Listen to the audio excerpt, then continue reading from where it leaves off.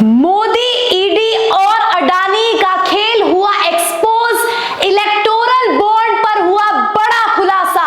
नमस्कार साथियों, मेरा नाम है मेघा हिंदुस्तानी और आप देख रहे हैं टाइम्स एक्सप्रेस। इस वक्त की सबसे बड़ी खबर आपको बता दूं कि सुप्रीम कोर्ट ऑफ इंडिया ने एसबीआई को निर्देश दिए हैं इलेक्टोरल बॉन्ड के सही आंकड़े यानी कि एग्जैक्ट नंबर इलेक्टोरल बॉन्ड्स के पेश करने को, ताकि कंपनी और पॉलिटिकल पार्टीज के बीच का लिंक जो है वो एस्टैब्लिश हो सके और ये मालूम चल पड़ सके कि कौन सी कंपनी ने किस पॉलिटिकल पार्टी को इलेक्टोरल बॉन्ड दिया है। दोस्तों, इस पल की ये सबसे बड़ी अपडेट मैं आपको दे रही हूं, लेकिन ये गोदी मीडिया आपको नहीं दिखाने वाला, इसीलिए आज मैं आपको इस वीडियो में बताऊंगी कि किस प्रकार से ईडी, अडानी और मोदी, इन तीनों की तिगड़ी ने देश को लूटने और बेचने का काम किया। सबसे पहले स्क्रीन पर नजर डालिए, देखिए क्या लिखा है कांग्रेस ने। Electoral bonds not a can but a barrel of bombs. Welspun Corp is a joint venture company of Adani Group. Adani Group was handed over ports, airports and coal mines. Imagine the electoral bonds purchase. यानी कि यहाँ पर कांग्रेस ये दावा कर रही है कि कंपनी वेल्सपन कॉर्प जो है वो अडानी की कंपनी की जॉइंट वेंचर है। यानी अडानी ने सीधे तरीके से इलेक्टोरल बॉन्ड को न खरीदकर अपने एक जॉइंट कंपनी के सहारे इलेक्टोरल बॉन्ड को खरीदा, ताकि अडानी ग्रुप्स का नाम सामने न आए और साथ ही भारतीय जनता पार्टी को इससे फायदा पहुंच सके। दोस्तों, दूसरी ट्वीट पर नजर डालिए। ट्वीट में लिखा है, Adani donated to BJP by his subsidiary company Navayuga engineering electoral bond scam. नजर डालिए आंकड़ों पर, किस प्रकार से लोकसभा इलेक्शंस 11 अप्रैल 2019 और अडानी का डोनेशन 18 अप्रैल 2019 को होता है।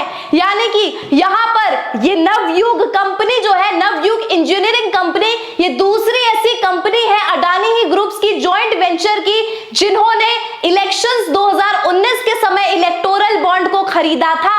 और अब ये सब कुछ सामने आ गया है। हालांकि ये एसबीआई ने किसी भी प्रकार की जानकारी साझा नहीं की है। एसबीआई ने किसी भी तरीके की औपचारिक इंफॉर्मेशन जो है इसी तक नहीं पहुंचाई है कि आखिरकार कंपनी, बड़े बड़े पूंजीपति और भाजपा सरकार के बीच का कनेक्शन क्या है। लेकिन हम आपको टाइम्स एक्सप्रेस लेकर आया है आपके लिए ये खबर, जिसमें बताया जा रहा है कि किस प्रकार से अडानी ग्रुप्स के जो सब्सिडियरी अलायंसेस है, सब्सिडियरी कंपनी है, उसके माध्यम से 2019 में लोकसभा चुनाव के समय इलेक्टोरल बॉन्ड को खरीदा जाता है, ताकि भारतीय जनता पार्टी को फायदा पहुंचाया जा सके। दोस्तों, इस ट्वीट पर नजर डालिए। डॉक्टर गौरव कुमार ने लिखा है, BJP and ED kept working day tight at extortion racket. यानी कि भारतीय जनता पार्टी और इलेक्टोरल डिक्टेट यानी कि ईडी जो है, दोनों मिलकर किस प्रकार से साथ साथ काम कर रही थी देश को बर्बाद करने का। बहुत बारीकी से समझने वाली बात है। स्क्रीन पर नजर डालिए, मैं आंकड़ों के माध्यम से आपको समझाना चाहूंगी। यहां पर देखिए, future gaming company, Aurobindo pharma और शिरडी साई इलेक्ट्रिकल्स, ये तीन कंपनियां हैं जिन्होंने 7 अप्रैल 2022, 15 नवंबर 2022 और 11 जनवरी 2024 को इलेक्टोरल बॉन्ड खरीदा। अपडेट्स पर नजर डालिए।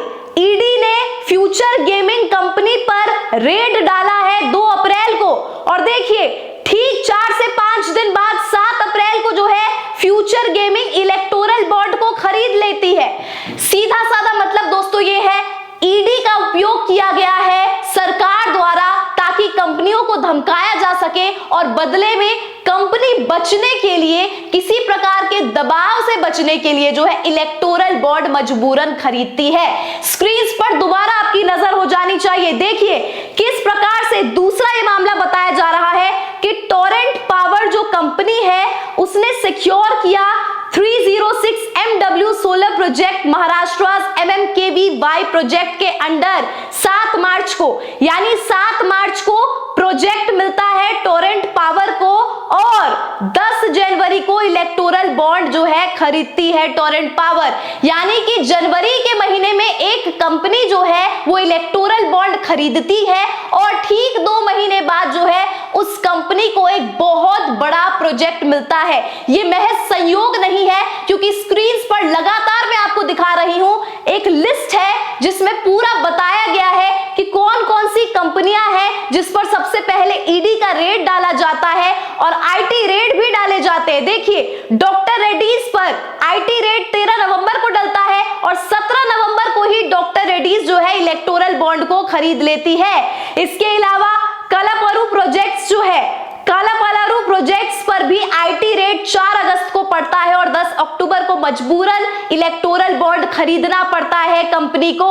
इसी तरीके से आप देखेंगे किस प्रकार से 9,000 करोड़ का टेंडर वर्सोवा सीलिंग को 24 जनवरी 2022 को मिलता है और ठीक इससे कुछ दिन पहले 10 जनवरी 2022 को एपीसीओ इंफ्रास्ट्रक्चर जो है वो इलेक्टोरल बॉन्ड खरीदती है। आपको ये गेम समझ आ रहा है कि सबसे पहले इलेक्टोरल बॉन्ड खरीदने के लिए कंपनियों को मजबूर किया जाता है और मजबूर किस तरीके से किया जाता है, उन पर आईटी रेट्स बढ़ाए जाते हैं, ईडी रेट्स बढ़ाए जाते हैं, एक मजबूर किया जाता है, उनको प्रेशराइज किया जाता है और थके हारे वो कंपनी जो है इलेक्टोरल बॉन्ड खरीदने के लिए मजबूर हो जाती है। ये तो है पहला पक्ष। दूसरा पक्ष है, अगर आईटी रेट से बात नहीं बनती है, ईडी रेट से बात नहीं बनती है, या फिर किसी कंपनी या किसी पूंजीवादी इंसान या कंपनी को किसी भी तरीके का लालच होता है या किसी भी तरीके से वह फायदा उठाना चाहता है, तो वो उस पॉलिटिकल पार्टी को इलेक्टोरल बॉन्ड के माध्यम से चंदे का पैसा देता है ताकि वो पार्टी अपनी सरकार बना ले और उसके बाद उन पूंजीपतियों को सहारा दे, मदद करे, कॉन्ट्रैक्ट साइन करे, उनके कर्ज माफ कर दे। जैसा कि इस बार के टेन्योर में देखा गया, लगातार बड़े बड़े पूंजीवादियों का कर्ज माफ हुआ, लगातार बड़े बड़े पूंजीवादियों को कॉन्ट्रैक्ट मिलता है और लगातार ये बात कांग्रेस उठाती आई है किस प्रकार से अडानी एंड ग्रुप्स को जो है कोल में, इलेक्ट्रिसिटी में और भी बहुत अन्य जो बेसिक चीज होती है इंडिया की, उसमें फायदा पहुंचाया जाता है। आम नागरिकों के, दलितों के, पिछड़े वर्गों के अधिकारों से उन्हें वंचित रखा जाता है और ये सारा फायदा बड़े बड़े पूंजीवादियों को पहुंचाया जाता है। तो इस पल की सबसे बड़ी और डिटेल्ड एनालिसिस यही है, ईडी और आईटी सेल के माध्यम से रेड किया जाता है या फिर कंपनी फायदा अपना लेने के लिए इलेक्टोरल बॉन्ड खरीदती है और चंदे का पैसा एक पर्टिकुलर पार्टी को देती है ताकि वो सरकार बना के उनको फायदा पहुंचाए। इस डिटेल्ड मैंने आपको बताया, एक लिस्ट बताई कंपनी की जिन पर आईटी रेड पड़ा है। डेट के साथ आप स्क्रीन पर देख सकते हैं कि उसी डेट से कुछ महीने पहले इलेक्टोरल बॉन्ड को खरीदा जाता है और कुछ महीने बाद प्रोजेक्ट्स लॉन्च हो जाते हैं, बड़े बड़े स्कीम्स लॉन्च हो जाते हैं जिसके तहत पैसा अलॉट किया जाता है कंपनियों को।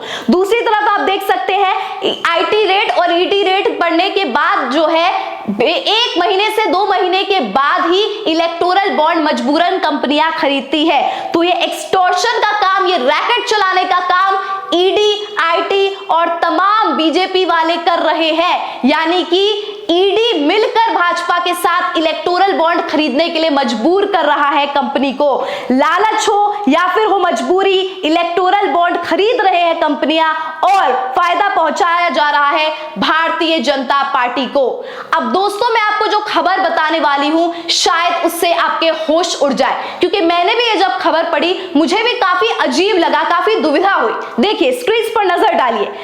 रोहिणी सिंह पत्रकार है, लिखती है, fun fact, Megha engineering and group firms that have collectively donated 1200 crores through electoral bonds also own TV9.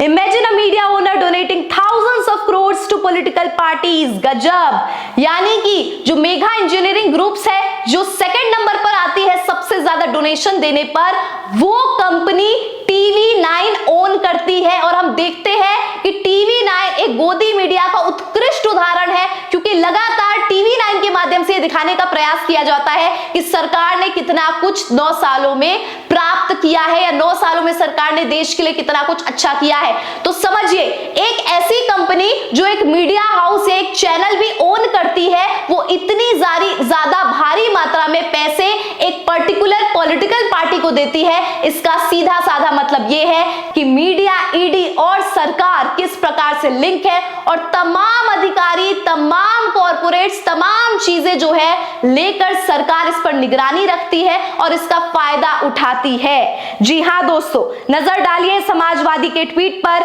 चंदा दो और देश लूटने का धंधा लो, नहीं तो ईडी, आईटी और सीबीआई का छापा लो। स्क्रीन पर देखिए कि भारतीय जनता पार्टी को सबसे ज्यादा डिनोमिनेशंस के इलेक्टोरल बॉन्ड मिले हैं जिसने उन्हें रिडीम किया है, यानी सबसे ज्यादा डिनोमिनेशंस के इलेक्टोरल बॉन्ड्स को रिडीम करने का काम भारतीय जनता पार्टी ने किया है और इसकी संख्या करोड़ों में है। दोस्तों, अब सवाल यह भी उठता है कि जिन पैसों को रिडीम नहीं किया गया है वो पैसे कहां जाते हैं। तो आपको पता है कि ये पीएम केयर फंड में जाते हैं, लेकिन पीएम केयर फंड में गए हुए पैसों का हिसाब अब कौन करेगा? क्या इस पर एसआईटी जांच नहीं होनी चाहिए? क्या इसका विश्लेषण और इसकी जांच होना मुश्किल है? या फिर भारतीय जनता पार्टी और सरकार पीएम केयर फंड के माध्यम से जो भी घोटाला है उसको भी छुपाने का काम करना जानती है? या पीएम केयर फंड के द्वारा जमाए गए पैसे काला धन के रूप में चुनावों के दौरान भारतीय जनता पार्टी इसका इस्तेमाल करती है? जो भी सच हो, सच अब आएगा सामने और एसबीआई को जो है सुप्रीम कोर्ट ने निर्देश दे दिए हैं कि एग्जैक्ट इलेक्टोरल नंबर जो है जनता तक साझा करना होगा। लेकिन जब तक एसबीआई ये डेटा साझा करती है, हमने उससे पहले ही आपको मीडिया, ईडी और तमाम अधिकारी और एजेंसियों पर किस प्रकार से सरकार की निगाह और शिकंजा होता है वो तमाम खेल जो है आपके सामने रख दिया। क्या राय है आपकी इस पूरी खेल पर? कमेंट सेक्शन के जरिए हम तक पहुंचाइए। फिलहाल मुझे दीजिए इजाजत और मैं मिलती हूं आपसे ऐसे ही सच्ची विश्लेषणों के साथ। धन्यवाद।